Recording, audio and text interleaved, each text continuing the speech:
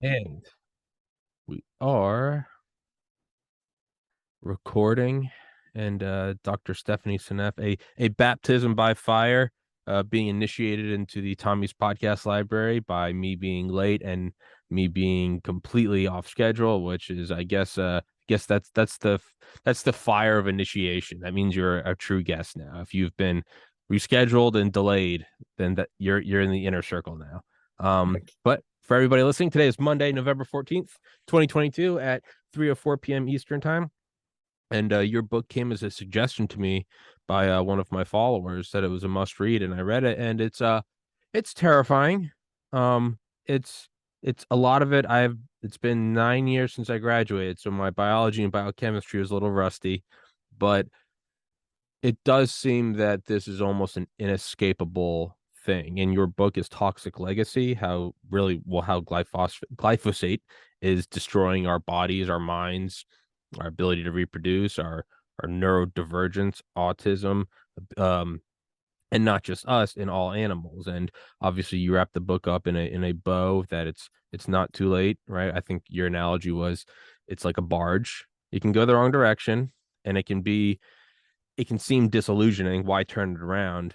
But, as someone that has fluctuated in weight wildly, yeah, when you're 60 pounds overweight, it's easy to sit there and go, why change? It's going to take forever. And it does. But as someone that's also lost a lot of weight, just start, and it moves slowly like the barge. And then a year goes by in the blink of an eye, and you feel better, your clothes fit better, and you're like, oh, it was worth it. But enough of me monologuing. Dr. Seneff, please introduce yourself. Okay, well, my name is Stephanie Seneff. I'm a senior research scientist at MIT, where I have worked all my life, and also my education was entirely at MIT, undergraduate in biology, and then advanced degrees in electrical engineering and computer science, MSEE and PhD degrees in electrical engineering and computer science. And most of my career, I was developing the technology that preceded things like Siri and Amazon Echo, Oh, really? conversational interfaces between humans and computers. We were among the first to develop those kinds of technologies. Oh, really? Yeah, so very different from what I'm doing now. I got interested in autism about around 2006, 2007 timeframe. Worried about the fact that the rates were going up every year in our country. Every year the autism rates were higher, and we're just diagnosing it more. Don't worry about it. I didn't believe that. I thought something was going on, and so I decided to just start taking a look at environmental chemicals and try to figure out which ones might be contributing to autism.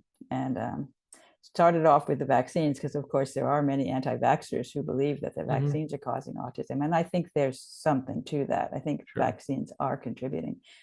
But I think at this point, I'm pretty convinced that the primary cause of the epidemic, not the only thing that causes autism, but the primary cause of the autism epidemic is glyphosate.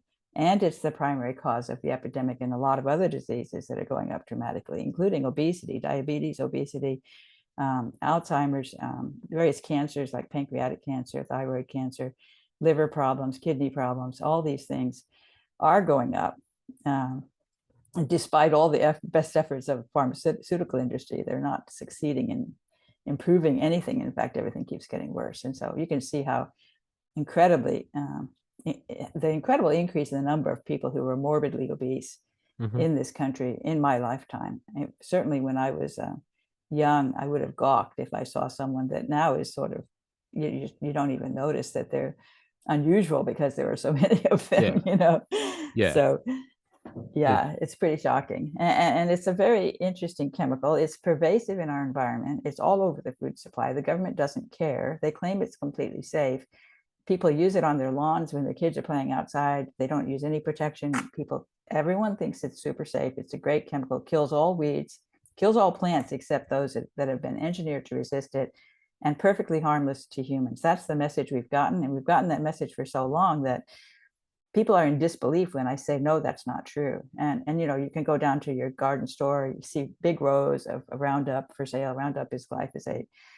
Um, Everyone treats it very casually because it's so pervasive, so commonly used, and people just it's a level of disbelief to say that government didn't notice that this chemical was so toxic for all this time. It's really a level of disbelief. you in the book you bring up, and for everybody listening, it's available on Audible. I'll put the link in the description as always. I highly recommend it. And as everyone knows, this is a one-man show. I'm my own boss. I don't have on guests I don't want to have on. I don't recommend books I don't like. There's no carrot dangling. I don't care. So if I recommend it, I recommend it. You mentioned in the book something that I bring up a lot, was the thalidomide case, and how that was, I think, one of the more easily digestible cases is like, the doctor smoking the Lucky Strike. 9 out of 10 cardiologists approve, and it's like, hold on, right? Or Yes. but the thalidomide case is another example of it's safe, it's effective. I mean, more recently, you can look at the Purdue or the Purdue company, the Sackler family. Yes. Um, I read a book about them. That's pretty Pharma by despicable. yeah, there's a book, yeah, Pharma by Gerald Posner is a great book about that. And and then now the very reason I'm banned from YouTube is, of course, talking to Dr. Malone and Dr. McCullough about COVID vaccines and adverse events. So Which is also something that I'm very passionate about. yeah, and it's Peter and I are collaborating on papers on the yeah. mRNA vaccine. Oh yeah, and so the precedent is there that you can find an older precedent, the Lucky Strikes, or you can find a more comical precedent, like 1899. It's like if your baby's crying, give it some heroin. Like, all right, but then we can even see in my lifetime, I was born in 1990, we can see the opioid epidemic, right? And the fact that they're developing Suboxone while they're saying that Oxycontin was safe. So the precedent is there for not only for the truth to be bent, but to be completely inverted. I mean, almost Yes. comically inverted. Um, could you, for the listeners, could you maybe give a quick rundown? I know you just said it kills all the weeds and it kills everything except the plants engineered against it. Um, for the layman, myself included, could you explain why it is so dangerous? I mean, I know you go into the residue locations and the amino acids and the breaking down and the gut biome, and that flew over my head, and I did pretty well in biology. So I know it's not easy science. no, it is And not. certainly the gut microbiome is central, I think, to the beginnings of the toxicity of Sure. this chemical. And the fact that it's all over the food supply, people don't appreciate that. Zen Honeycutt of Moms Across America just did a study. She had moms, collect school lunches from the public school system, just get samples of school lunches and send them to a lab. And she got them tested for all kinds of things, but a big test was for glyphosate. And they found 95% of the samples contained detectable amounts of glyphosate in them. And even more than 95% contained AMPA, which is a breakdown product of glyphosate. And some of them contained shockingly high levels of glyphosate, like a pizza, a piece of pizza. So glyphosate is present in high concentrations in the foods that kids love, such as pizza. Wheat-based products. Wheat is not a GMO crop, but it is sprayed with glyphosate Mm-hmm. routinely right before the harvest. Wheat and oats and barley and legumes, which is like chickpeas and garbanzo beans, hummus, for example, sky high levels of glyphosate in these products if you don't buy them organic. And oats, so for example, oatmeal, children's oatmeal or Cheerios, a very popular cereal. You have to buy organic cereals if you're going to feed your children cereal. And so there's some simple things you can be educated about to know how to keep your family safe, or at least safer. Which foods you really, really need to buy organic. And luckily, certified organic exists, and it's growing in popularity. Where I live, it's pretty easy to feed yourself completely on organic food when you go shopping. That's not true everywhere. I know Mm-hmm. that for a fact because I've been in places where you really have to struggle, more remote parts of the country.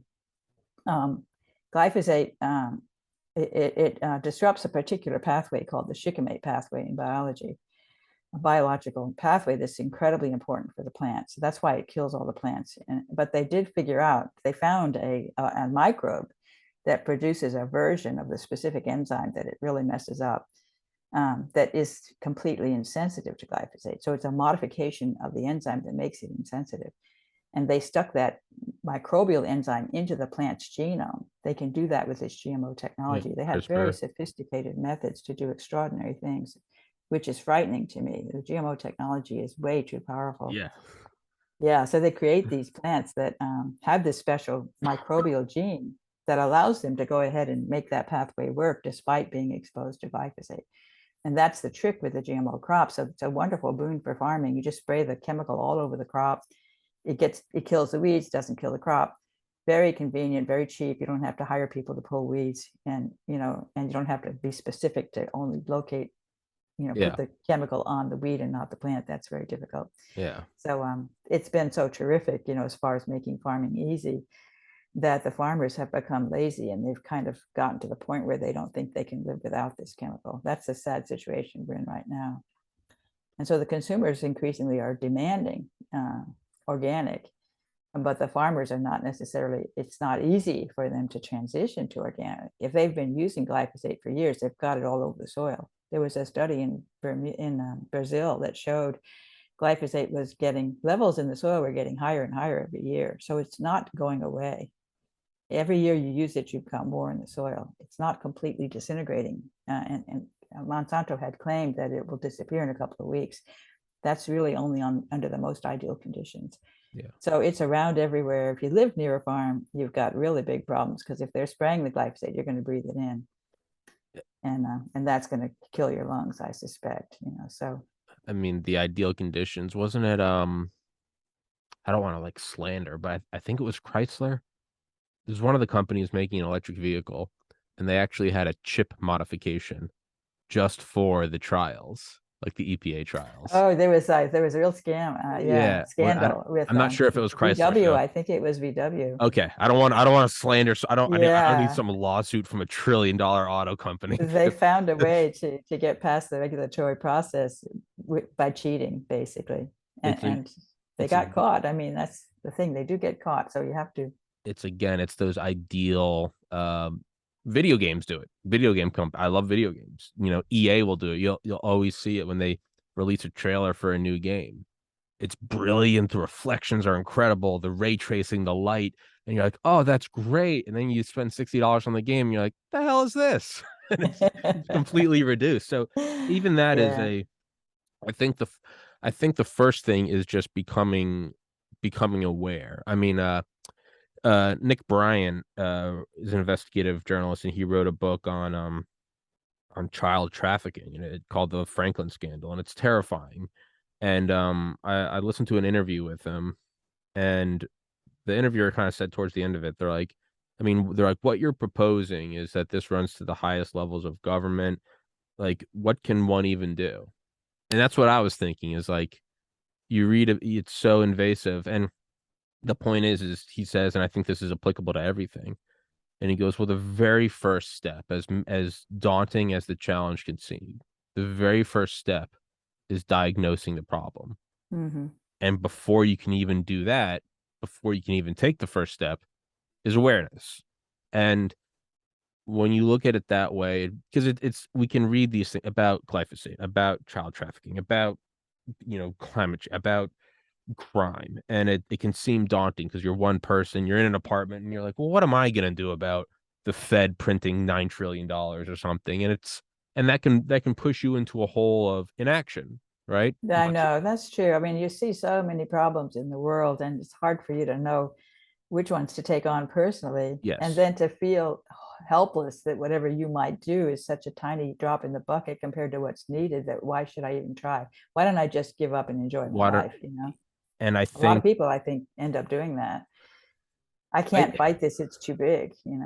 I did that for a long time, and not to be some motivational speaker, but it really does start with controlling your own environment, just making your bed, eating healthier, going to the gym, little things. And then you can go, you know what? Maybe I won't change the whole thing, but you're not power. I'm not saying that you're going to move the mountain, but you can certainly get a shovel and make a couple movements. And I think that's why your book is important. Is I had never heard of it, and not, you know, I've got a swelled ego. I like to think I'm a well-read guy. I'd never heard Yeah. of glyphosate, and I'm reading this and I'm going, oh my God. And Yeah, I had not heard of it either until I heard that lecture. I mean, it's pretty amazing, because I was studying autism for 5 years.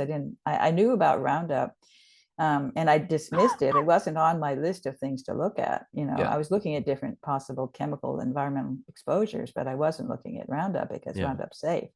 And it just happened to be that I was at this conference where Professor Don Huber gave a 2-hour presentation on glyphosate, 2012, September 2012. I remember it well because I was on the edge of my seat and I was like, oh my God, this is it. I Yeah. was just like, I went running out the door to go find some papers on glyphosate. I mean, it was so, so clear to me. And that was partly because I had already learned about autism and the various symptoms. These kids have a very complicated disease, you know, with a lot of comorbidities. It's not just a brain problem. They've got a Yeah. lot, most of them have a lot of gut issues. Yeah. So I was thinking something in the gut, something in the food. You know, I was already predisposed to welcome glyphosate as the answer. Hmm. You know, but I just had no idea the extent to which it was used in farming. I had no idea the extent to which it was present in our food. I just didn't know. You know.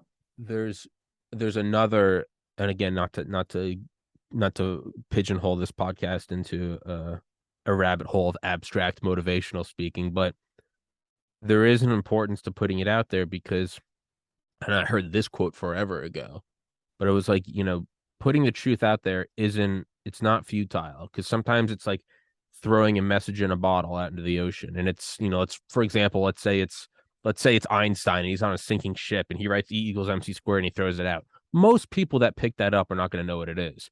But Right. maybe one person out of the billion bottles picks it up and it's Enrico Fermi.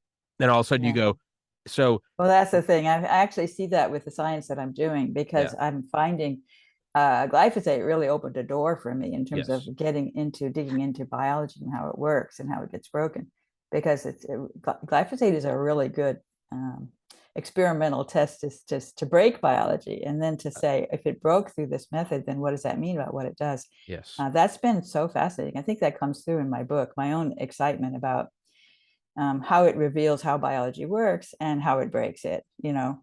And it's very interesting with glyphosate because, and I want to get into this, and I know it's a little bit technical, but it has a unique property. I believe glyphosate is a unique chemical with a diabolical mechanism of toxicity that no other chemical that I'm aware of possesses. And this is its ability to pretend to be glycine. Hmm. It's really, really critical. Glycine is a very important amino acid. It's something you can take as a supplement. Apparently, it Hmm. tastes sweet, and a lot of practitioners recommend it as a supplement. Glycine is an amino acid, and the amino acids are the building blocks of proteins, and the DNA code codes for amino acids. So they're super important in the body, and you can put these amino acids together like beads on a string Hmm. and make all kinds of really fascinating molecules that have incredible skills. You know, all the enzymes and the transporters and the in the extracellular matrix. I mean, there's just all these structural proteins, you know, like collagen. All these proteins have wonderful properties and are crucial. And so people can have a mutation, just a single amino acid swapped out for something else. In many, many examples of this, it's called a single nucleotide, error. And and that protein is completely clobbered by that Hmm. change. So certain places in certain proteins, there are certain amino acids that are absolutely essential to be there, or else that protein won't work. And it turns out glycine is essential in a lot of amino acids, a lot of proteins. Glycine is an essential amino acid. You can swap it out for something else and you can get a very severe disease, even to the point where you're not a viable fetus because you've got that mutation, the fetus dies in utero. So, you know, so when you start swapping out glycine and putting in glyphosate in place of glycine, that's like making a genetic change. And if It's you do that in a protein where it's critical, you're going to mess that protein up really badly. it's such a fundamental change. It's like going to a manufacturing plant or something, like the very beginning of a stage of production and changing the measurement system from inches to centimeters. Like it's so Mm-hmm. fun. It's not losing a limb. It's such a fundamental, it's the building blocks of the building blocks of the building blocks. Mm-hmm. And so if you twist it, I mean, you look at the complexity of protein folding, the entire thing it's done for.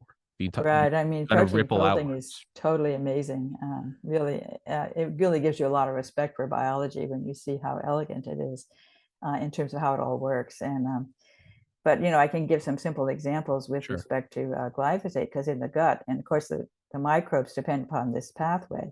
The microbes in our gut have that same shikimate pathway, have that same enzyme that gets wrecked. So their version of that enzyme gets wrecked if they have glycine at that particular spot. And I talk quite a bit about that in my book, particular spot where this protein binds phosphate and that it has to have a glycine there, else it can't work. except that there are these rare cases where these microbes figured out how to change glycine to alanine, which is a minimal change, and then tweak the rest of the stuff around this active site to correct for that. And they can produce a version of that enzyme that will work with the amino acid alanine instead of glycine. That's an extra methyl group. So it's a small change from glycine. It's kind of the amino acid that's most similar to glycine. Mm-hmm. And so these particular microbes that are resistant to glyphosate have done that. And then the GMO crops have taken that enzyme with alanine instead of glycine and put it into those crops that are resistant, which is how they get protected from glyphosate. Mm. But if the enzyme contains glycine at that spot, then it's vulnerable to glyphosate. And they've shown experimentally that if you change the glycine to something else, the enzyme becomes completely insensitive to glyphosate. So it's a very strong indicator that what glyphosate is doing is actually replacing glycine in the enzyme. And this is an important point because the chemical industry is denying that this is possible. So I have taken a strong position to say this is what's happening. And they're saying, no, it's impossible. So we have a bit of a disagreement there, Well, if you will. that always means you're in good in the history of science. It always means you're in good company. If some powerful forces go, that's not true. You're on the right path. I think Yeah, well, history has I shown think that. so. And what then became fascinating for me was to find human enzymes that I basically have now a model for what I should look for. An enzyme that has a place where it binds phosphate, where it has the glycine, is absolutely conserved. And if that glycine gets replaced, the enzyme is wrecked. That's a model, which is what happens in that EPSP synthase, the enzyme that gets wrecked in the plants. That's the situation there.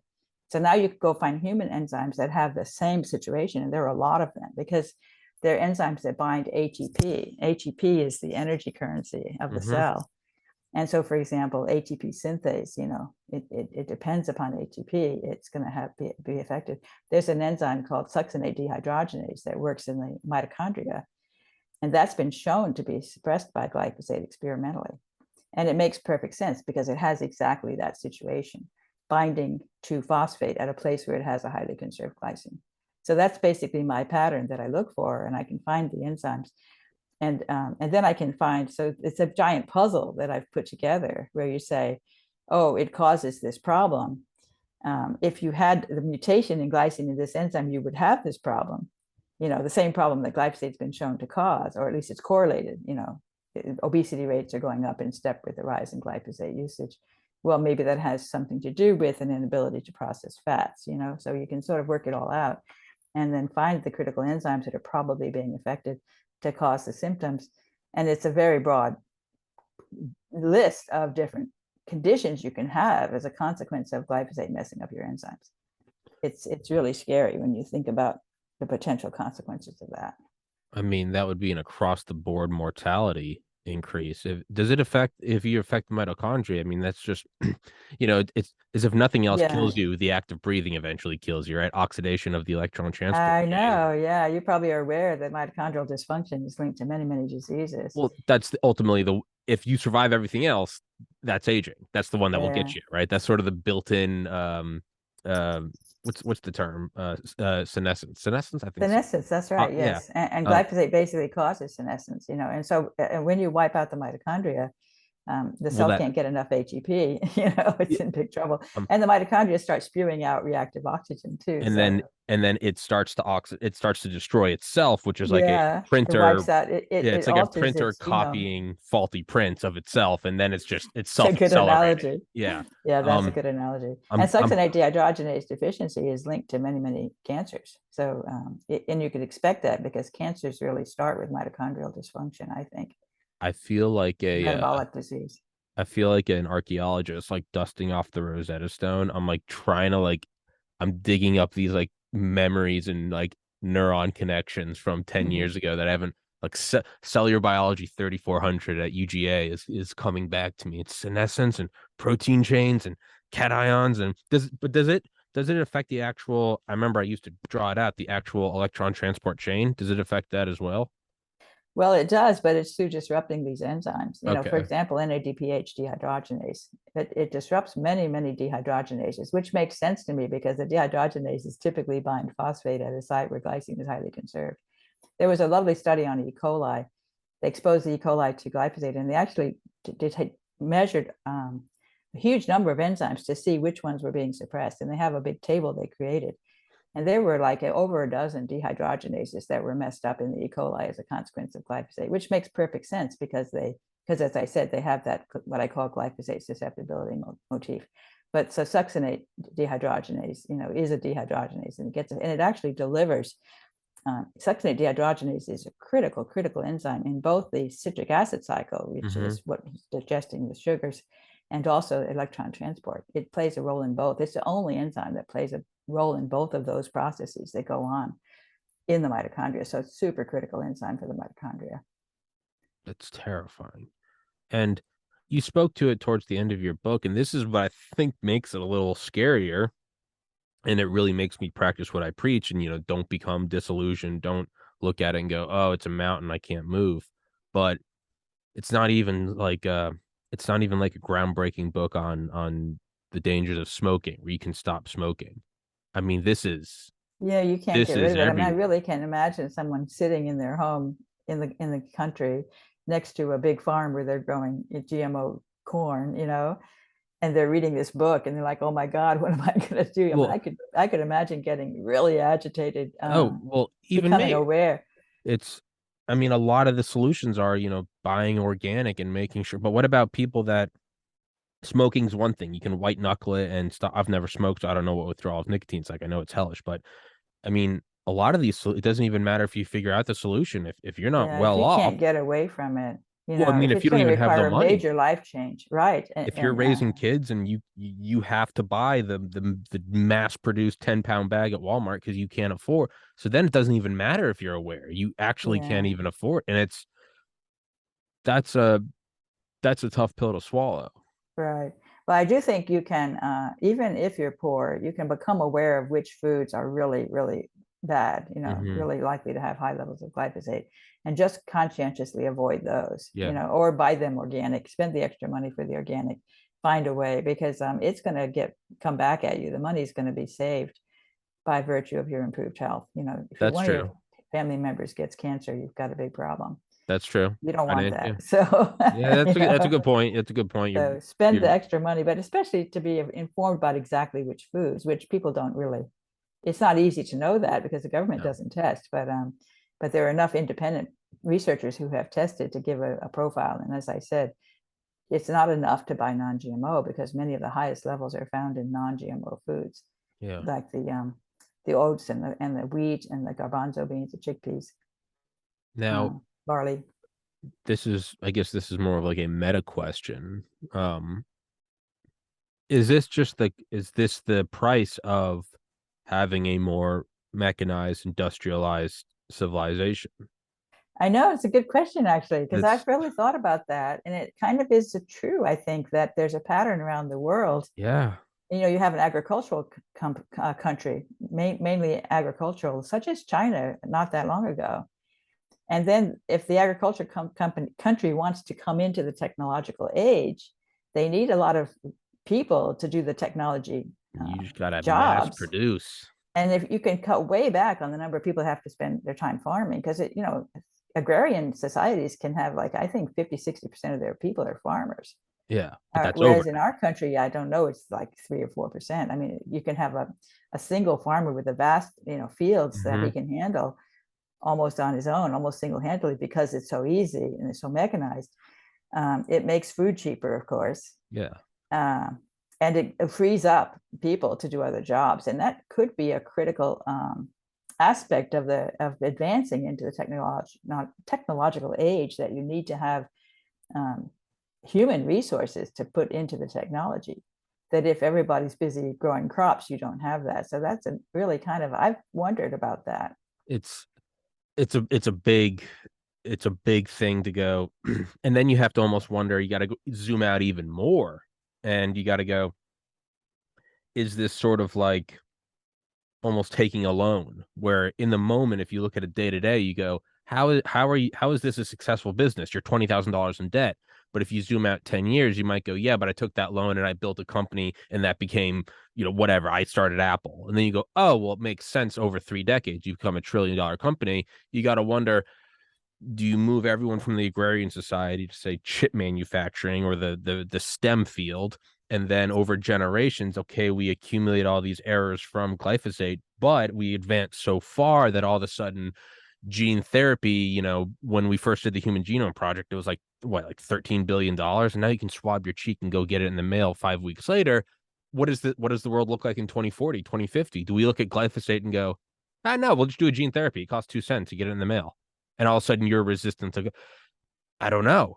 Like, I don't have that Whether answer. you can create a resistance gene and take a pill and get a resistance gene. It might Well, be. I know they are. The whole technology in biology is just really wild, and the advances that they've made in understanding the genome and in being able to manipulate the genome are, I mean, I think they're terrifying. Oh, And they're it's making more and more advances every year.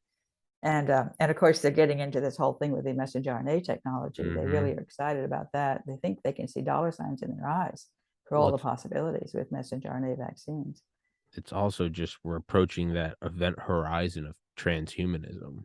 Yeah, Like, right. we don't Yeah. even, it's not like, oh, we're all going to have perfect vision. It's like, no, that's thinking inside the box. I mean, you might not need to stay in a bipedal meat vehicle. Like, we're approaching, I mean, what will probably in a billion years be looked at as something as momentous as like the Precambrian explosion. Like, we're hitting a weird spot. Well, we certainly have, and it's interesting times. I mean, technology, when you think about how much technology has advanced in my lifetime, it's really astonishing. And what we take for granted now, as far as the tools that we have, even things like direction finding and navigation and Siri, being able to talk to a computer. I mean, these things are revolutionary, really, I think, in the technology field. But then when you get into technology applications in biology, that's where it gets really, really frightening, because people can make a huge mistake.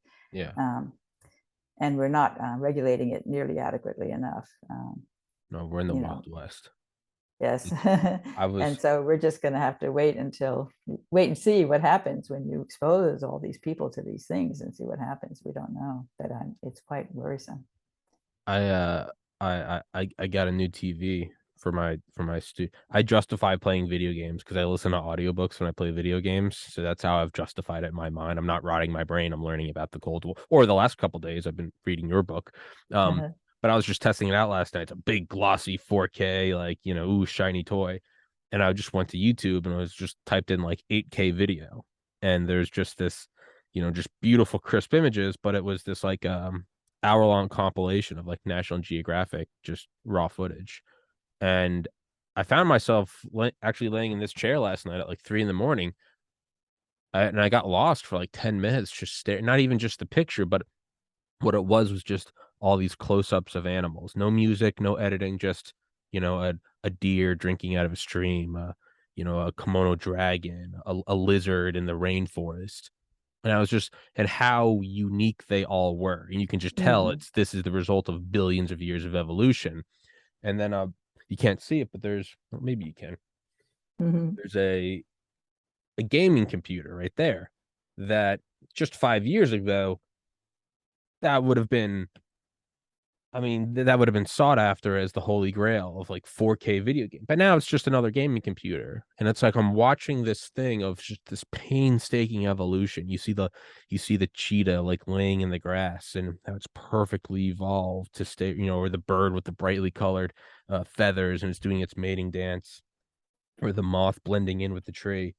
And then I'm looking at this that, I mean, 5 years, that's not even a hiccup in evolution, Mm-hmm.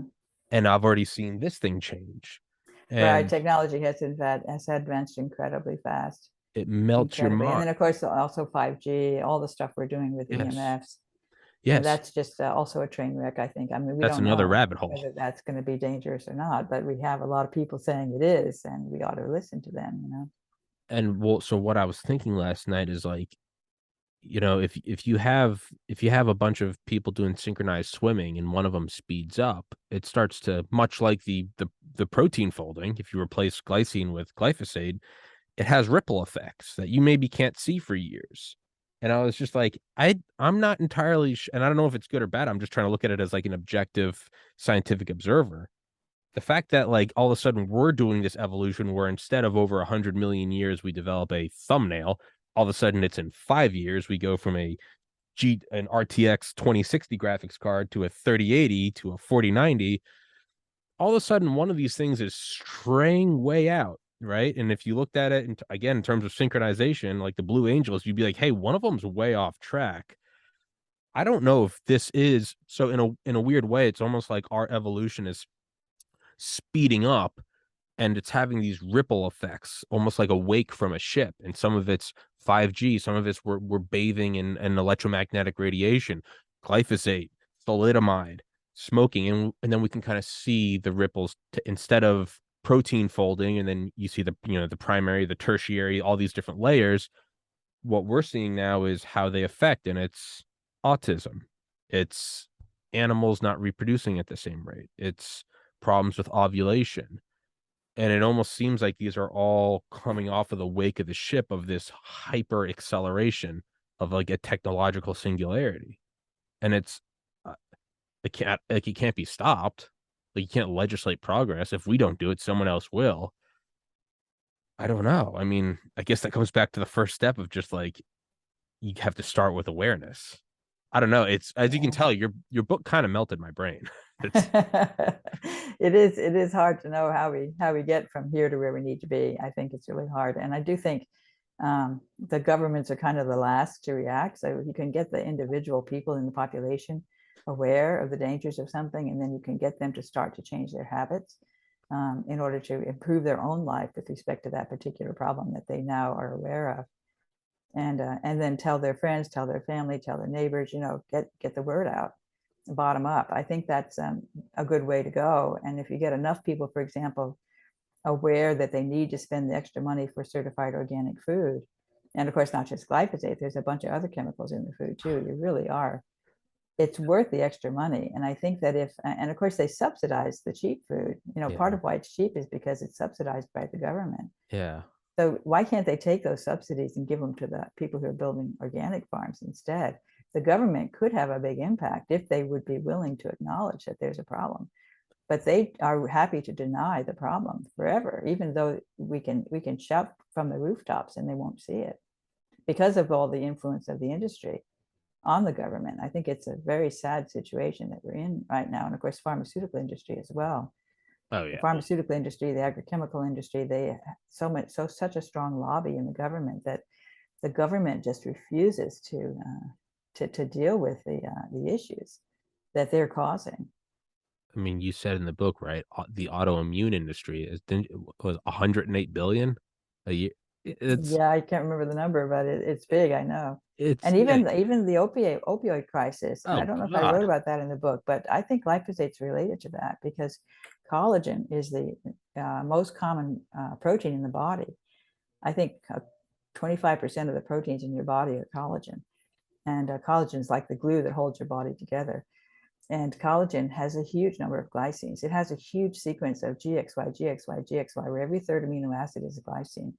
And the glycines are crucial for collagen to form its beautiful triple helix structure that gives it really interesting properties, structural properties that make it work well as a structural protein in your bones, in your joints. And so when collagen starts sticking in glyphosate here and there among those glycines, it causes it to not fold correctly, and it causes it to lose its wonderful properties of tensile strength and ability to absorb water. I mean, and causing gelled water. I mean, it gets damaged by the glyphosate to the point where you start to get joint pain, bone pain, Mhm. and then you need something to deal with the pain. And the opioid industry is quite happy to feed you a pill you're going to get hooked on, so that they can have a customer for life. So the whole thing is just a nightmare for the individual. I feel like if there is a silver lining, it's so I look at something like 20 years ago, if you had said I want cheap chicken breast and I don't want it to have any hormones or probiotics or antibiotics, excuse me.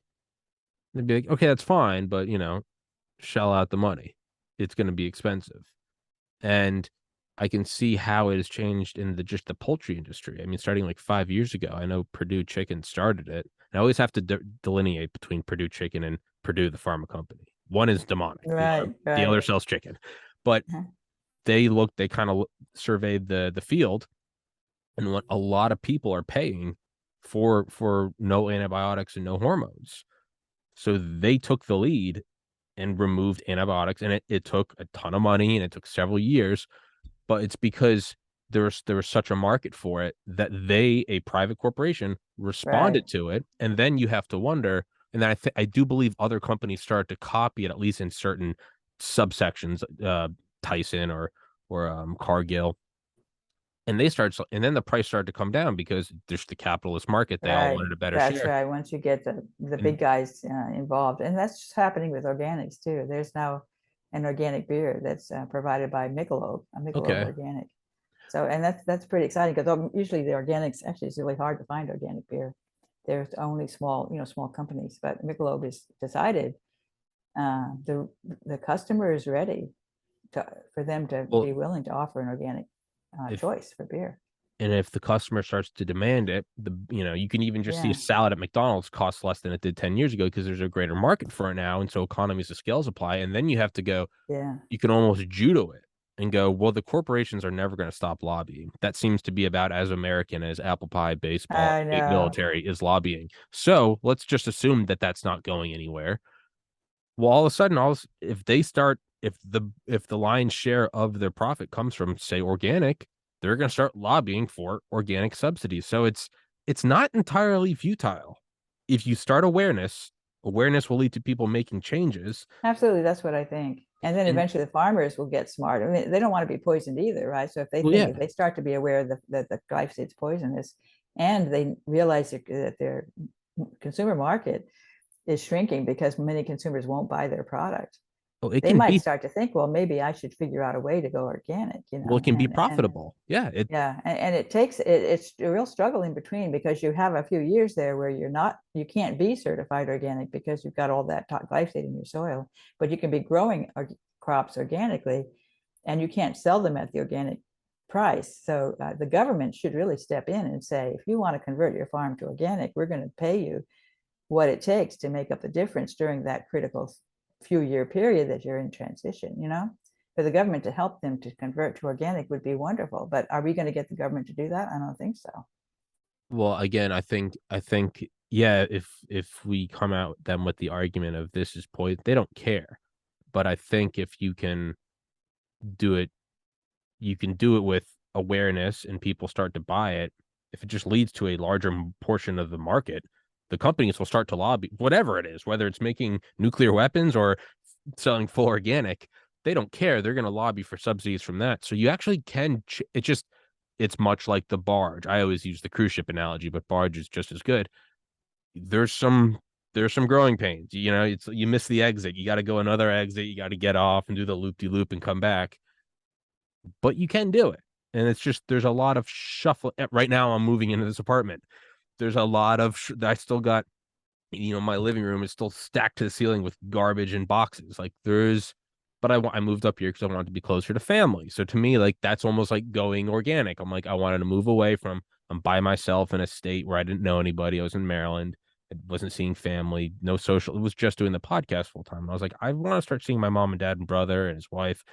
And so I moved up here, and there's a huge, growth curve and headaches, and you're just, I got to set up the internet, and the internet's dropping, and I got to get a license, and I'm unpacking, and I don't have toilet paper. Crap, why now? I don't know where the grocery store is, and I'm forgetting where I live because I don't know this city.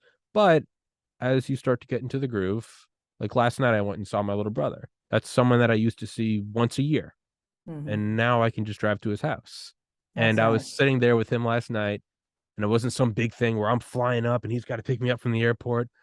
No, we're just shooting the shit, and I'm just playing with his dog. And I was driving home last night, and I'm like, that's why I just went through 2 years of, excuse my friend, not 2 years, 2 weeks of bullshit of moving Mm-hmm. for that. And I think you can almost use that as a microcosm and go, this shift there's gonna be growing pains, Yeah, financially absolutely. and regulatory, but you can do it. They can make money. We can be healthier. Like Yeah, I mean, the U.S. has in the past been able to really launch an initiative very quickly. I sure, think we have a good response once we are catalytic aware converters, that right? there's something to do. I mean, even if you look at World War II and when Pearl Harbor got bombed, Defense right? And we Production thought, Act. oh my God, we're, we could have just thought of ourselves as toast to give up at that point, but we didn't, and we came back roaring. I mean, I think we're able to.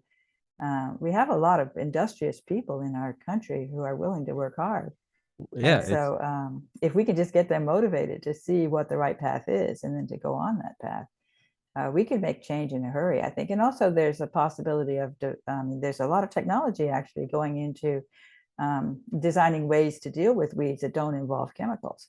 And that's pretty exciting too. Using robotics to manage the weeds in such a way that you can kill the weeds using, hot water or something like that, laser. You can have the robot go in and be able to recognize, oh, this is a weed, I need to kill it. This is not impossible to think about, and there are people who are doing work in that area. it is. I think that There's called a monarch. There's a monarch tractor that I'm aware of in California that's being developed. really It gets solar energy, and it can kind of learn the path and go over there and find the weeds that's amazing. and of course mow the lawn is a possibility too, which would That be too. That's not a bad that's thing kind of either. like the Rumba. The Yeah. Rumba can clear the Oh, dust. that's cool. That's cool. So to automate the process of killing weeds without using chemicals, that is actually, I think, a nice space, and there's hope that something like that could evolve. I mean, as human labor is expensive, because human labor is so expensive today, you can spend money on these robotic solutions that might actually be cheaper than human labor. You know what I'm saying? Once you have equipment like this, it can become cheaper than human labor as far as the overall cost, even though this device, is expensive to buy, type of thing. It's yeah, I mean very intense, specific and fast moving machinery is. I mean, we mastered that in the textile revolution, in the industrial right? Like the cotton loom or the weaving, whatever, all the stuff we learned about in middle school and high school. I mean, even now, if you ever watch those videos like how it's made or something, and you just see like a million tomatoes flying off a conveyor belt, and then it does it in slow motion, and you see them all coming, and if you see one that's misshapen or bruised, this like little plastic flap will come up and smack it into like the and that's like not even like new or impressive. That's not even high tech. That's like old tech. Yeah, why can't we apply that to farming? Yeah, so I think there will be. I think once the farmers recognize the need and acknowledge the need and decide they need to do something different, then they can put their smarts into figuring out how to do it in a way that isn't based on chemicals to produce really healthy food efficiently and cheaply. I think that will come in time, but it's going to take time to get to that point. And in the meantime, we're all going to get really sick. So that's the problem. Well, again, it's right. You use the quote in the book, and it's don't worry about yourself or your kids. Worry about the next 7 generations. So it's like we might not see the benefits of this, but that's one of my favorite quotes is society grows great when old men plant trees whose shade they know they won't sit under. That doesn't mean that we still shouldn't do it. It's going to take Mm-hmm. time, but start pivoting in this direction. I mean, you and I are reaping the Mm-hmm. benefits of things we didn't invent. I had no part in the internet being built. I didn't develop Mm-hmm. flat screen technology. Right. Um, but I was gonna one guy I've interviewed probably like 15 times now is Dr. Ken Alabek. He was the first deputy director of biopreparat. He was the chief of the Soviet Union bioweapon program, and he defected to the United States in 1992. And I always have to clarify for people thinking he's like an evil scientist. He didn't. He in the Soviet Union, you don't get a say. He was told that he was running this program, and it's that or a bullet in the head. He defected to the United States, and he's been here for 30 years. And he works on some bioorganic company that does something with algae. But his youngest daughter, has autism, and it's something he's been researching for about 10 years now. And Mm. for the first episode we did, we talked about his time in the Soviet Union, but the subsequent 14 episodes are all interviews with him and with some of his patients calling in from Eastern Europe, the former Soviet bloc nations. And he is actually having massive success with uh, changing the gut biome and seeing immediate, well, Right. relatively immediate, a couple weeks changes in individuals with severe autism. Um, I think that could be a really cool thing to put you in touch with him if that's something you'd be interested. Uh-huh. You don't have to answer it now in the podcast. I probably shouldn't Right. have asked it there, but that would unprofessional of me. But that would be something really cool if you or I can just send you those episodes and you can decide. But I mean, that Mhm. I thought I actually sent your book to him yesterday. Oh, good. I was like, you might want to look at this for your because he is so passionate about this just because of his daughter. But it's the first thing I thought was just you sitting at the lecture, getting interested in this. I was listening to this, and Right. just bing, the little light bulb went off, and I was like, "Oh my god!" And I sent it to Dr. Hellebeck. Um, but I wanted to ask you real quick because I'd love to have you on for an episode to talk about the human computer interaction. What what got you into that? Oh, what got me into that way back Like then? Siri and yeah.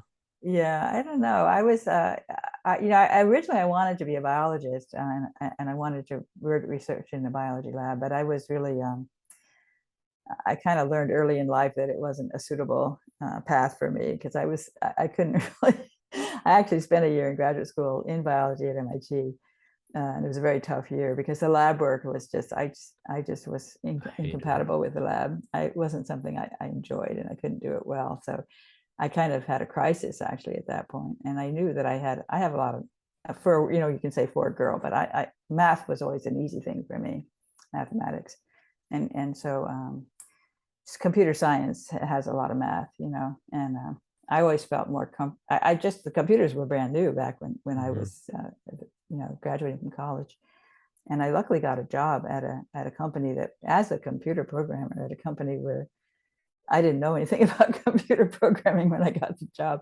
In those days, they just, somebody graduate from MIT, even in biology, they were looking for people to do computer programming and they were willing to teach you on the job. And I really Mhm. enjoyed computer programming.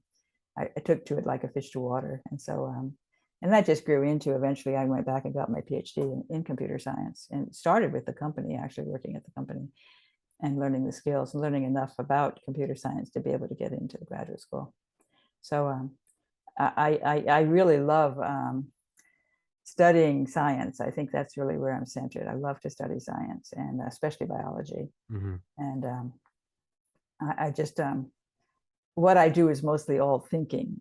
It's not. I don't work in a lab. I never have. I mean, I guess a computer lab, but that's just computers, and that Yeah. doesn't seem like a lab to me. I love it that you can just write code and make something happen. So I was very rewarded by the fact that you could write this code and then have the computer recognize speech, understand speech, carry on a dialogue. It was very challenging work and I really enjoyed it. And I have I a lot of papers that came out of that research, okay. but I wasn't anticipating, what would it mean if this technology were really out there. And some of the technology that we developed, of course, is being used in ways that are scary. I mean, all this sort of monitoring of people Mm. and face recognition, for example, is so good that you can find criminals in a crowd and um, all this kind of government awareness of every move you make type of thing, tracking you so they know where you are, Mhm. and all of this stuff that's come out of my field um, is scary. And of course, snooping on your conversation, right, as well.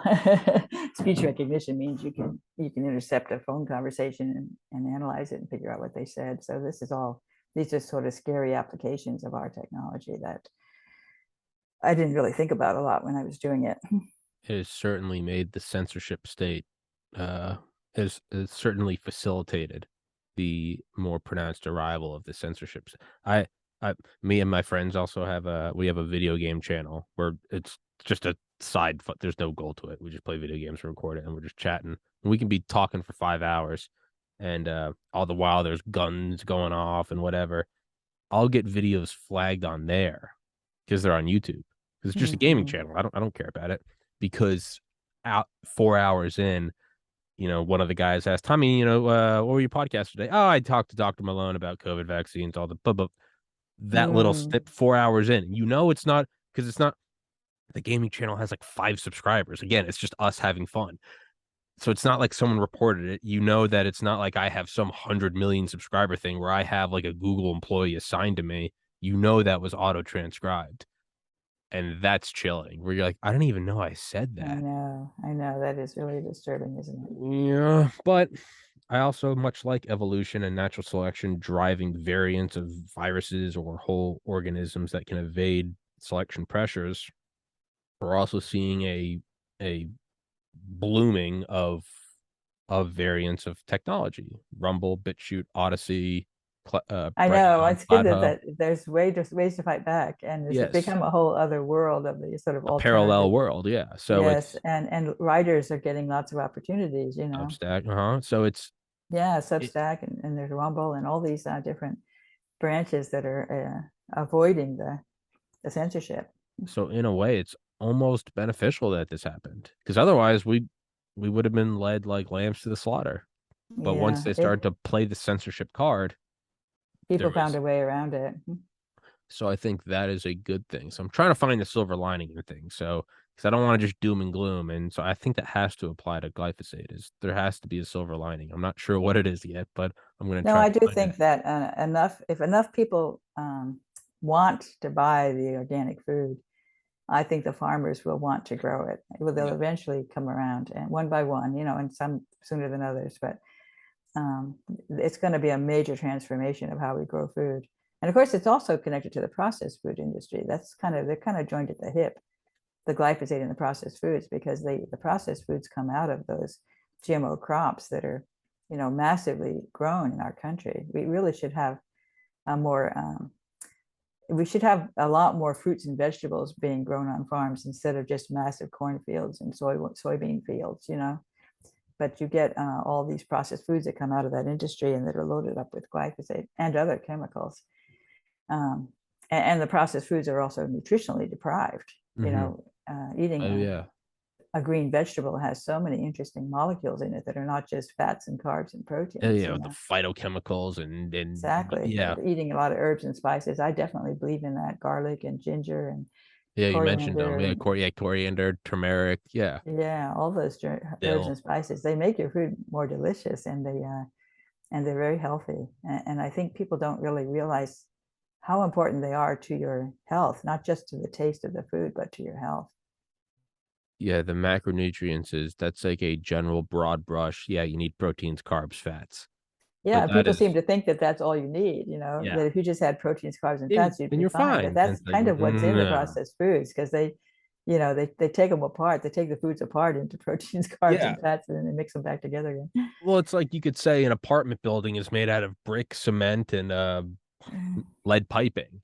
Yeah. Sure, but I live in a place that also has carpet and paint on the walls and leather chairs and like so like yeah, you can get by with the bare bones Soviet architecture, but like there's a lot more that fills it, and Mhm. that's the micronutrients, the trace minerals, the phytochemicals. Um, but I will I'd say let's wrap this one up. Um, I would really love to have you on again and kind of just give you the floor and hear about your time working in in computational models and AI. I think that would be fascinating as well. If you'd like. Mhm. Mhm. I think that would be cool. I also apologize. I kind of became aware of it during this pod. I've been interrupting you a lot, and I try not to do that. And every once in a while, I'll realize I did it a lot during a podcast more than normal. And my excuse is I only do that when I'm really excited. So Mhm. take that as a compliment. I'm sorry. I realized I was chopping you off a lot or cutting you off a lot. Um, but that's just because I'm excited. So It's that's a great. good thing. Um, Dr. Seneff, thank you so much. And um, if you have any links or anything that you'd like me to put in the description aside from the book, website, social media, please send them along and I will put them in there and I will email you the episode when it's up. And Great. Thank you. I'll give you the final word. Final word for everybody listening. Oh, final word. So yeah, your final thoughts, final Yeah, thoughts. no, just I want to say get out in the sunshine. I haven't said that yet, and that's something I always like to make a point of. Yeah, get your sunlight exposure, not just the vitamin D. Sunlight is very healthy, just like for the plants. Animals have figured out how to use the sun as well, and people don't appreciate it enough. Go put your feet in the ocean, right? You know, get all There you go. That's right the too. negative ions, ground Negative yourself, ions. get the sulfur molecules, the Epsom salts, and I'm trying to remember it. But That's right. Thank you. your book is fantastic. It was definitely more complex than most books I've read. It takes, you got to focus a little bit. It's a lot of biochemistry. At least I think it's biochemistry, molecular biology, but it is fantastic. It's terrifying, but ultimately, it is the first step is awareness, and that's what you're doing, and I think that's beautiful. So Thank you. thank you so much for coming on here. I will send you the episode when it's up, and I genuinely would love to have you on here again. You are an intimidatingly intelligent woman. It's Thank I you. can tell when I have people. I've I've got a big ego. I like to think I'm smart, and I can tell when I have someone on here that's running circles around me. And you are a brilliant individual, and I would love to have you on here again. Thank you. Thank you, Dr. Seneff. Thank you so much. Book will be in the description. Toxic Legacy. It's terrifying. Yeah, it's terrifying. I would say that's the conclusive. If that was my one word summary, I would say terrifying, but in a good way. It's a good fear to have. That's what drives you to be better and become better. So go grab the book, put it on Audible. You can rewind it, and it's a wonderful book. Thank you so much. Thank I'll you. email you this episode. God bless. God bless.